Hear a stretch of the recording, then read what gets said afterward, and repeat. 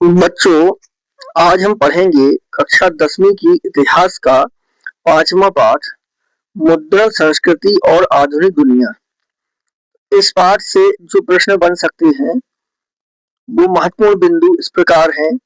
एक प्रश्न आता है कि मुद्रण की तकनीक सबसे पहले कहाँ विकसित हुई? तो मुद्रण की तकनीक सबसे पहले चीन, जापान और कोरिया में विकसित हुई। चीन में 594 ईस्वी से स्याही लगे लकड़ी के ब्लॉक या तख्ती पर कागज को रगड़कर किताबें छापी जाने लगी थीं। चीनी बौद्ध प्रचारक 768 से 770 ईस्वी के आसपास छपाई की तकनीक लेकर जापान आए। जापान में 868 ईस्वी में छपी सबसे पुरानी पुस्तक डायमंड सूत्र है। खुशनबीशी सुलेखन, हाथ से किताबें लिखने की कला को खुशनबीशी कहा जाता था। त्रिपिटका कोरियाना क्या है? तो त्रिपिटका कोरियाना वुड ब्लॉक्स अर्थात लकड़ी के टुकड़ों पर मुद्रण के रूप में बौद्ध ग्रंथों का कोरियाई संग्रह है। इसमें 80,000 वुड ब्लॉक्स का संग्रह है। कितागावा उतामारू का संबंध किससे है? तो कितागावा उतामारू का संबंध तैरती दुनिया के चित्र नाम की एक नई चित्रकला शैली से है। कोरिया की जिगजी, जिगजी ये प्रश्न पूछा जाता है कि जिगजी क्या है? तो कोरिया की जिगजी मूवेबल मेटल टाइप के साथ मुद्रित दुनिया की सबसे पुरानी मौजूदा पुस्तकों में से एक है। तो जिगजी क्या है? मूवेबल मेटल टाइप के साथ मुद्रित दुनिया की सबसे पुरानी मौजूदा पुस्तकों में से एक है। बेलम, चर्म पत्र या चमड़े से बनी लेखन की सतह को बेलम कहा जाता था, अर्थात चमड़े के कागज जिसमें कुछ लिखा जाता था। जैतून प्रेस का निर्माण कब और किसने किया? जैतून प्रेस का निर्माण योहान गुटेनबर्ग ने 1439 ईस्वी 1430 के दशक में किया था और 1448 में जो पहली किताब छापी वह थी बाइबल। बाइबल की 180 प्रतियां बनाने में उसे 3 साल का समय लगा, जो उस समय के हिसाब से काफी तेज था।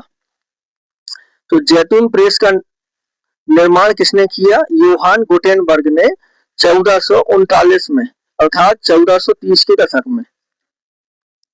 गुटेनबर्ग द्वारा छापी गई बाइबल की क्या विशेषताएं थी? गुटेनबर्ग द्वारा छापी गई बाइबल में कुछ विशेषताएं इस प्रकार थीं कि इस बाइबल के हाशिए पर कलाकारों ने हाथ से टीकाकारी और सुगढ़ चित्रकारी की थी।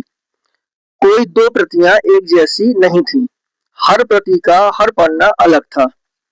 हाशिए पर फूल पत्ती की डिजाइन हाथ से बनाई जाती थी और कई जगह पर अक्षरों के अंदर रंग भरने के लिए जगह छोड़ दी जाती थी। तो ये कुछ विशेषताएं थी जो सबसे पहली किताब छापी गई थी। प्लाटेन क्या है? तो प्लाटेन एक बोर्ड होता था जिसे कागज के पीछे दबाकर टाइप की छाप ली जाती थी। पहले यह लकड़ी का होता था, बाद में धातु का बनाया जाने लगा। कंपोजिटर, छपाई के लिए इबारत कंपोज करने वाला व्यक्ति, अर्थात अक्षर को सजाने वाला व्यक्ति कंपोजिटर कहलाता था। गैली, धातुई फ्रेम जिसमें टाइप बिछाकर इबारत बनाई जाती थी। गैली क्या था? एक धातुई फ्रेम था। गाथा गीत क्या है? ये प्रश्न बार बार पूछा जाता है कि गाथा गीत क्या है? तो लोकगीत या ऐतिहासिक आख्यान जिसे गाया या सुनाया जाता है। लोकगीत या ऐतिहासिक आख्यान जिसे गाया या सुनाया जाता है। जैसे एक गीत हमेशा गाया जाता है, खूब लड़ी मर्दानी वह तो झांसी वाली रानी थी, या गांव में आल्हा गाया जाता है। तो ये इसी प्रकार के गीत हैं जिनको गाया जाता है। मार्टिन लूथर कौन थे? मार्टिन लूथर प्रोटेस्टेंट धर्म सुधारकों में से एक थे, जिन्होंने 16वीं सदी में यूरोप में रोमन कैथोलिक चर्च में सुधार का आंदोलन चलाया। तो मार्टिन लूथर कौन थे?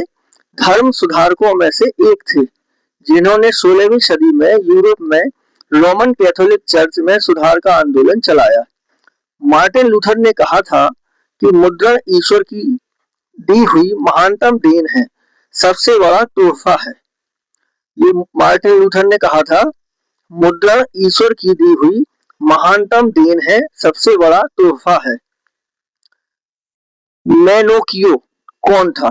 तो इटली के एक किसान मेनोकियो ने ईश्वर और सृष्टि के बारे में ऐसे विचार बनाए कि रोमन कैथोलिक चर्च उससे नाराज हो गया और उसे मौत की सजा दे दी।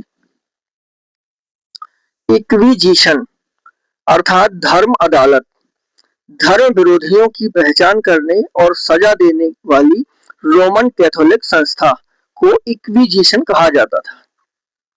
पंचांग क्या है? पंचांग अर्थात कैलेंडर, चांद सूरज की गति, ज्वार भाटा के समय और लोगों के दैनिक जीवन से जुड़ी कई अहम जानकारियां देने वाला वार्षिक प्रकाशन, उसे पंचांग कहा जाता था। चैप बुक या गुटका, पॉकेट बुक के आकार की छोटी किताबों को चैप बुक कहा जाता था। और चैपमैन, एक पैसिया किताबें बेचने वालों को चैपमैन कहा जाता था। यह छोटी किताबें ले जाकर फेरी लगाते थे और 1 पैसे में ये छोटी किताबें बेची जाती थी। तो जो फेरी वाले 1 पैसे में किताब बेचते थे उनको चैपमैन कहा जाता था। 18वीं सदी के आरंभ से पत्रिकाओं का प्रकाशन शुरू हुआ। ये प्रश्न भी सत्र में पूछा जा सकता है। 18वीं सदी के आरंभ से पत्रिकाओं का प्रकाशन शुरू हुआ। मर्सिये, फ्रांस के उपन्यासकार मर्सिये ने कहा था, छापा खाना प्रगति का सबसे ताकतवर औजार है, इससे बन रही जनमत की आंधी में निरंकुशवाद उड़ जाएगा। ये मर्सिये ने कहा था कि छापा खाना प्रगति का सबसे ताकतवर औजार है।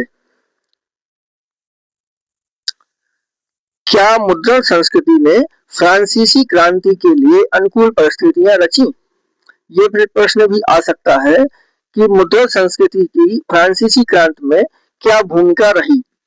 तो इसमें निम्न बिंदु इस प्रकार हैं कि छपाई के चलते चिंतकों के विचारों का प्रचार प्रसार हुआ।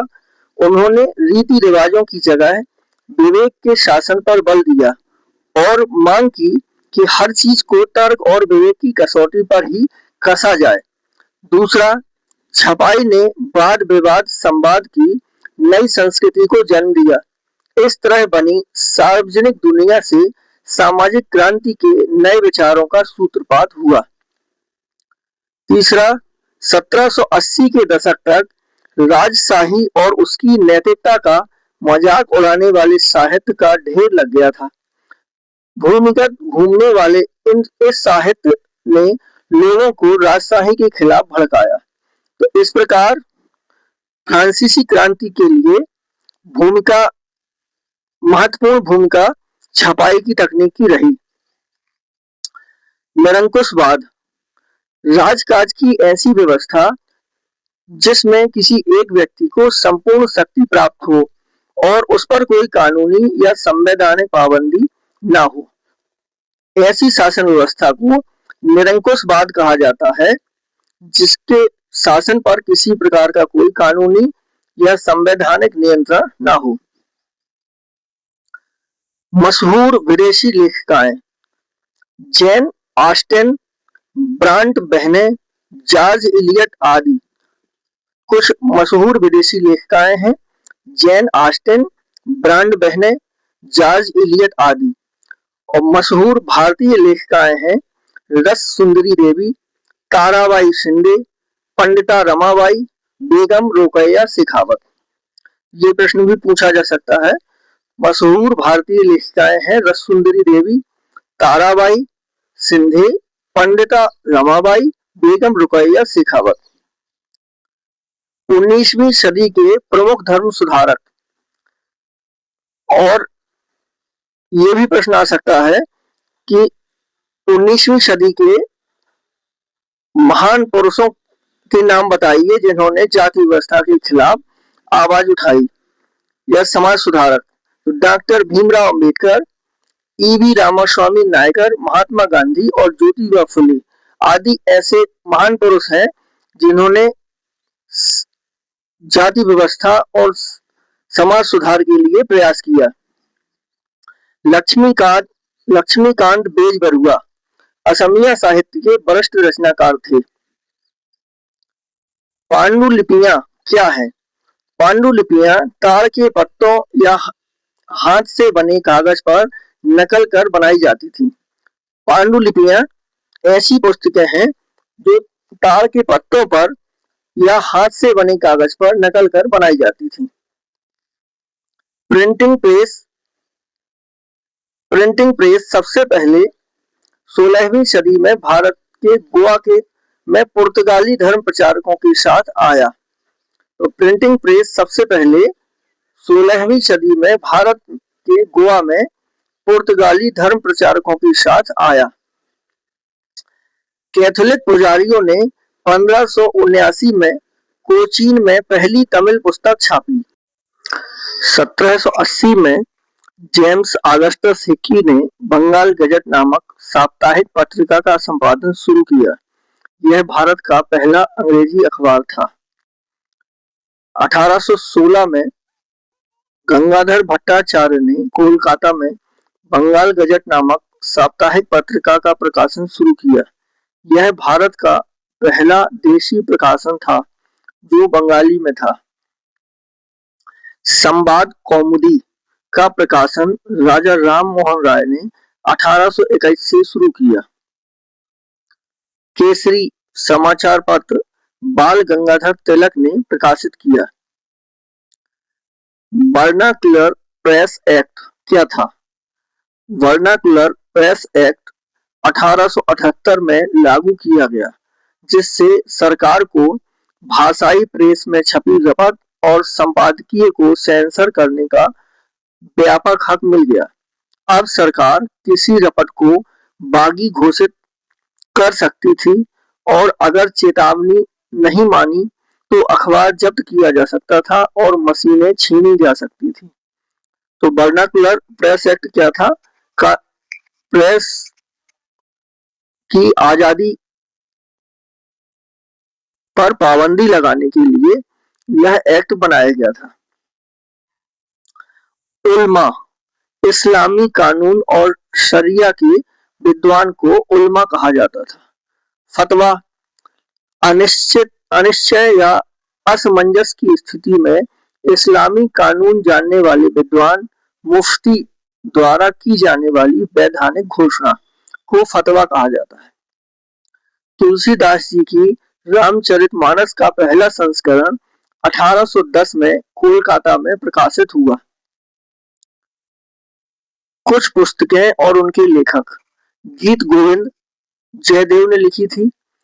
आमार जीवन रस सुंदरी देवी द्वारा लिखी गई थी। तो इस पाठ से संबंधित ये कुछ महत्वपूर्ण प्रश्न थे। धन्यवाद।